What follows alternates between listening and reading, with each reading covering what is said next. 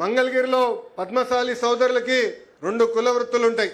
ఒకటి చేనేత, రెండోది స్వర్ణకార వృత్తి. ప్రతిపక్షంలో ఉన్నప్పుడు చేనేత సోదరుల్ని ప్రోత్సహించడానికి 873 రాట్నాలు ఆనాడు ఉచితంగా అందించాం. కరోనా టైంలో చేనేతలకు అండగా నిలబడడానికి వాళ్ళు కావాల్సిన మందులు కానీ ఆక్సిజన్ సిలిండర్లు ఆనాడు అందించాం. షెడ్లో పనిచేస్తున్న చేనేత సమస్యలు నేను నేరుగా తెలుసుకున్నా. మీ బాధలు, మీరు పడుతున్న ఇబ్బందులు, మీ ఆవేదన తెలుసుకున్న తర్వాతనే ప్రతిపక్షంలో ఉన్నప్పుడు 2022లో ఈ వీవర్శాల కూడా మేము ఏర్పాటు చేస్తాం జరిగింది. ఈరోజు డిజైన్లు కానివ్వండి, లేటెస్ట్ మగ్గాలు కానివ్వండి, తాత తెనేరాతో ఒప్పందం కుదుర్చుకుంటాం కానివ్వండి, మార్కెట్ లింకేజ్ కానివ్వండి, ఈ అన్నిటి ద్వారా ఈరోజు చేనేత సోదరులకి ఆదాయం 30% మేము పెంచాం. కానీ నేను ఆనందంగా లేను. నేను ఒక లక్ష్యం పెట్టుకున్నా.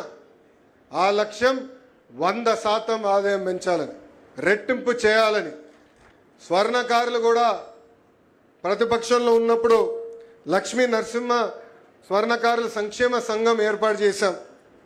దాని ద్వారా స్వర్ణకారులకి హెల్త్ ఇన్సూరెన్స్ కానివ్వండి, మెరుగైన పనిముట్లు కానివ్వండి, వాళ్ళకి ఆర్థిక సహాయం కూడా ఆనాడు మేము అందజేశాం.